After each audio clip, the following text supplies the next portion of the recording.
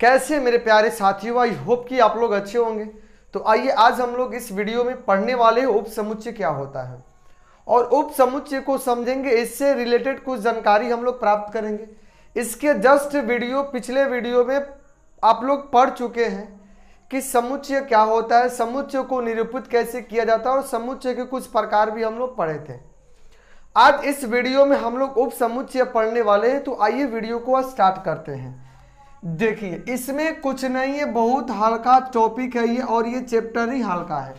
11th class में इससे हल्का कोई चैप्टर नहीं है और सारा भी चैप्टर है, लेकिन आप लोग मन से और बारीकी से समझे तो ये चैप्टर कुछ नहीं है। देखिए आज का टॉपिक क्या है, उप समुच्चय। क्या है? उप समुच्चय। उप समुच्चय को हम लोग बोलते हैं क्या चीज? सबसेट बोलते हैं। उप समुच्चय को क्या बोला जाता है? सबसेट बोला जाता है, सबसेट।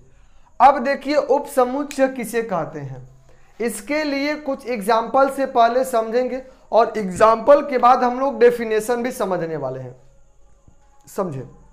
देखिए आपके सामने कुछ एग्जाम्पल ले लेते हैं। जैसे कोई सेट ए है, समुच्चय ए में मान लेते 1 है और 2 है, और कोई समुच्चय बी ले लेते हैं, समुच्चय बी में 1 है, 2 भी है, 3 भी है। एक बात बताओ, जो समुच्चय ए में अवयव है, जैसे समुच्चय ए में अवयव क्या है? 1 और 2 है। समुच्चय ए में अवयव 1 और 2 है और समुच्चय बी में अवयव 1 भी है, 2 भी है और 3 भी है। तो एक बात बताओ, समुच्चय ए का सभी अवयव, समुच्चय ए का सभी अवयव समुच्चय बी में है कि नहीं? सेट ए का सभी अवयव सेट बी में है। देखो 1 2 है, इसमें भी 1 2 है। तो हम लोग बोल सकते हैं ए बी का उप समुच्चय है। ए बी का क्या है? उप समुच्चय है। इसी बात को हम लोग क्या लिख सकते हैं? ए उप समुच्चय क्या होगा? बी का। इसी बात को हम लोग इस तरह से लिख सकते हैं। देखो ए का सभी अवयव बी में है, ए का सभी अवयव बी में है, तो ए बी का उप समुच्चय है। क्या है? ए बी का उप समुच्चय है। उप समुच्चय के साइन इस तरह सी होता है, सी लिख करके नीचे इस तरह से इक्वल लगा देंगे, ये उप समुच्चय का साइन होता है। आप सभी के एनसीईआरटी बुक में क्लास 11th को उप समुच्चय का ये साइन दिया हुआ है। समझे? देखो इसका मतलब कि उप समुच्चय यानी देखो ये बी से ए छोटा है कि नहीं? जैसे अगर लिखा है ए और बी, बी से ये सेट ए छोटा भी होगा और बराबर भी हो सकता है। ये दोनों केस में समुच्चय ए समुच्चय बी का क्या होगा? उप समुच्चय होगा। तो उप समुच्चय के परिभाषा कैसे लिखेंगे? यदि समुच्चय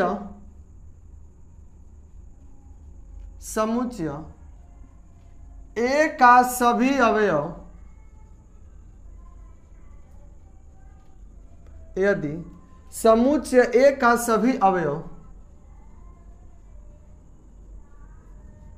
समुच्चय बी में हो तो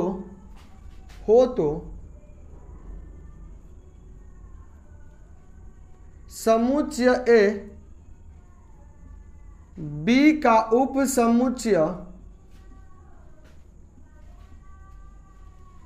बी का उप समुच्चय कहलाता है।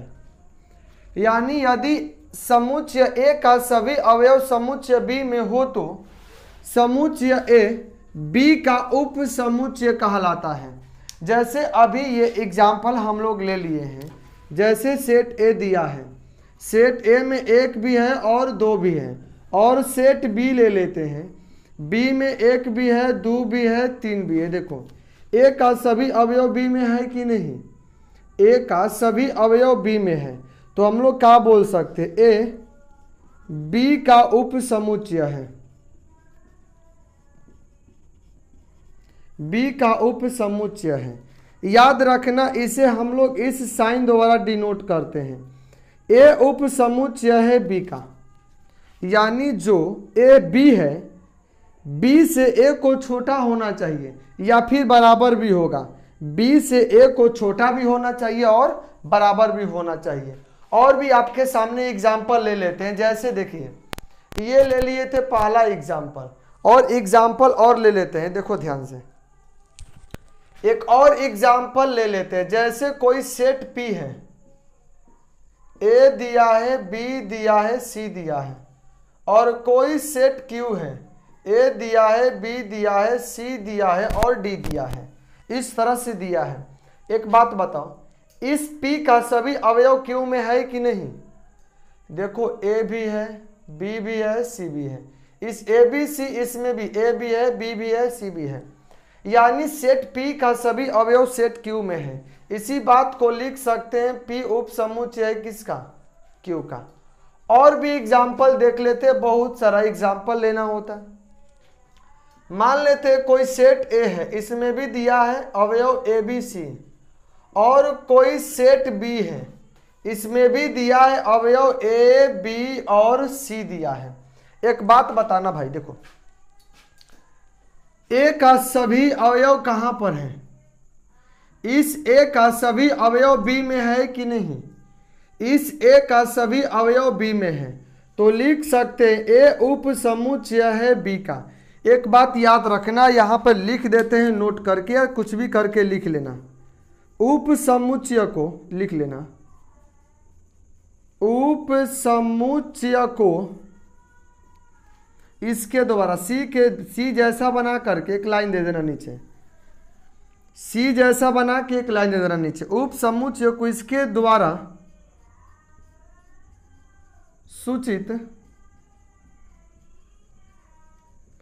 किया जाता है। उप समुच्चय को इसके द्वारा सूचित करते हैं। देखो ए का सभी अवयव यहां क्या है? ए भी है, बी भी है, सी भी है। ये ए बी सी तीनों इसमें है कि नहीं है? तो ए क्या होगा? बी का उप समुच्चय। या देखो बी में भी ए बी सी है और ए में भी ए बी सी है, तो लिख सकते बी भी उप समुच्चय किसका है? ए का। बी भी उप समुच्चय किसका है? ए का। देखो उप समुच्चय भी होगा, बराबर भी होगा। देखो ये उप समुच्चय का भी साइन भी है और बराबर का भी साइन है, यानी ए बी का क्या होगा? उप समुच्चय। ए बी का उप समुच्चय, बी ए का उप समुच्चय हम लोग बोल सकते हैं।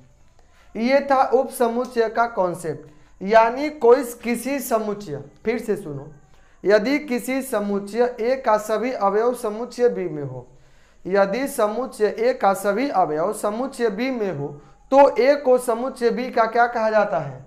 उप समुच्चय कहा जाता है। लेकिन इस बात को भी ध्यान देना, ये बराबर समुच्चय, अगर दो समुच्चय बराबर भी हो, पिछले वीडियो में बराबर समुच्चय बतलाए थे, अगर दो समुच्चय बराबर भी हो तो वे एक दूसरे के क्या होते हैं? उप समुच्चय होते हैं। कहीं दिक्कत नहीं। ये था उप समुच्चय। इसे कॉपी पर जरूर आप लोग नोट करें। देखो अगला क्या टॉपिक है? अगला भी टॉपिक इसी का एक गोतिया परिवार है। देखो कैसा गोतिया परिवार, बोल सकते हैं इसी का एक बच्चा है, उचित उप समुच्चय। देखो ध्यान से, हम लोग पढ़े ये टॉपिक उप समुच्चय का। अगला टॉपिक इसी का एक गोतिया परिवार है, उचित उप समुच्चय, प्रॉपर सबसेट।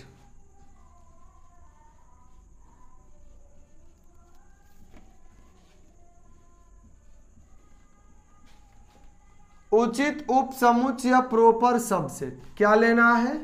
उचित उप समुच्चय प्रॉपर सबसेट। देखो एक बात बताते, इसमें क्या होता है, पहले परिभाषा समझ लो।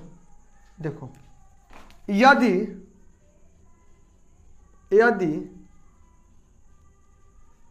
किसी समुच्चय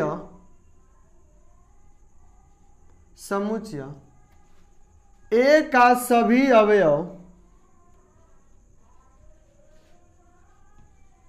यदि किसी समुच्चय ए का सभी अवयव समुच्चय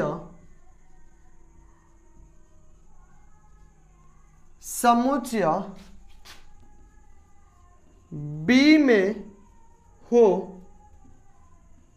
तथा यदि किसी समुच्चय ए का सभी अवयव समुच्चय बी में हो तथा बी में कम से कम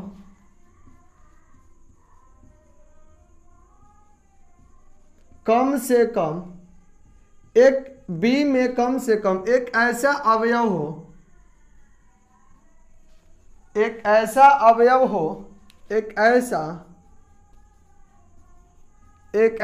अवयव हो जो ए में नहीं हो तो ए बी का उचित उपसमुच्चय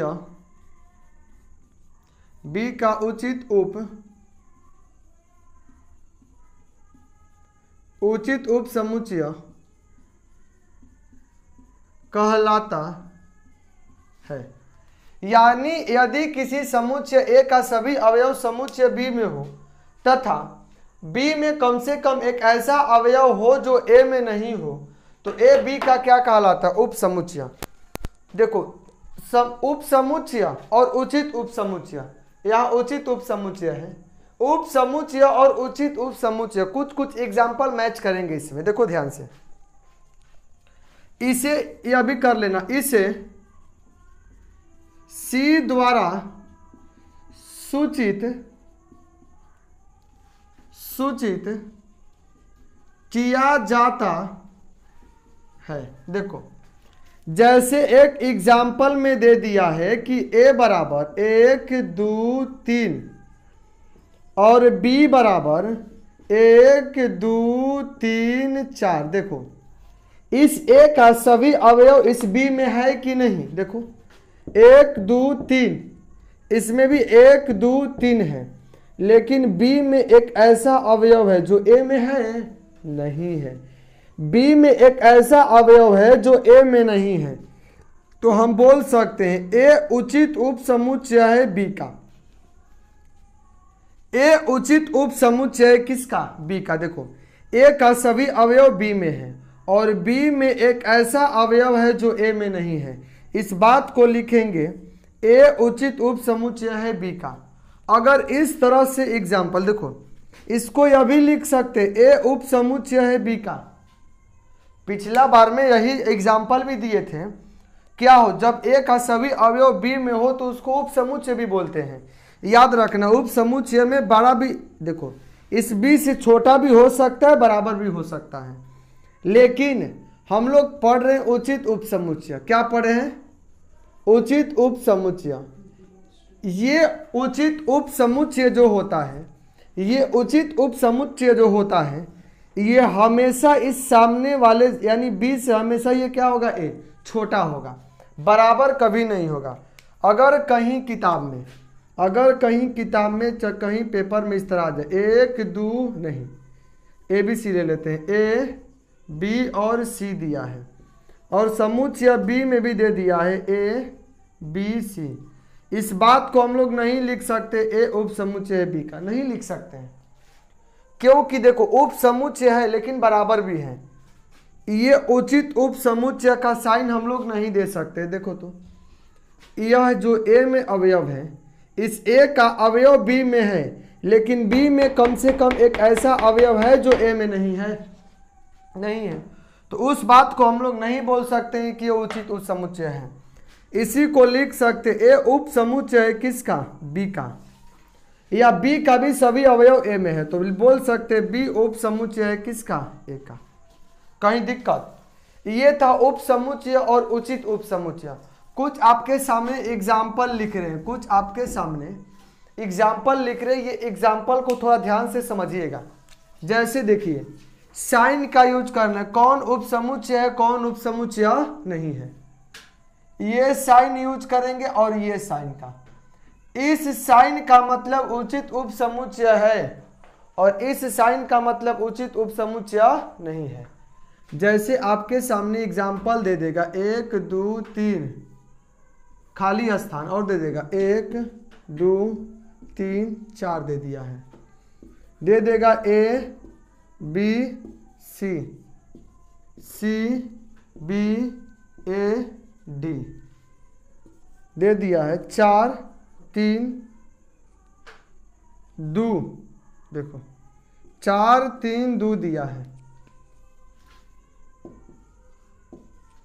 देखो 4 3 2 दिया है और यहाँ पे 2 3 4 दे दिया है। इस बात को हम लोग कैसे लिखेंगे, देखो तो इसका अवयव इसमें है, कम से कम एक ऐसा अवयव है जो इसमें नहीं है। देखो ये तीनों ABC 1 2 3 1 2 3 इसमें है कि नहीं, लेकिन जो ये 4 है इसमें है नहीं है। इस बात को हम लोग क्या लिखेंगे, ये उचित उपसमुच्चय है इसका। ABC इसमें भी है, ABC इसमें भी है, तो यह भी है। एक ऐसा अवयव D है जो इसमें नहीं है। 4 3 2 इसमें भी है, 4 3 2 इसमें भी है, ये उचित उपसमुच्चय नहीं होगा। ये इसको इस तरह से लिख सकते हो, उपसमुच्चय होगा लेकिन उचित उपसमुच्चय नहीं होगा। ये वीडियो आपको समझ में आई होगी। ये 2 टॉपिक आप लोग जरूर क्लियर कर लेना। अगला एक्सरसाइज इसी पर बनने वाला है। तब तक हम लोग मिलते हैं नेक्स्ट वीडियो में। जय हिंद, जय भारत।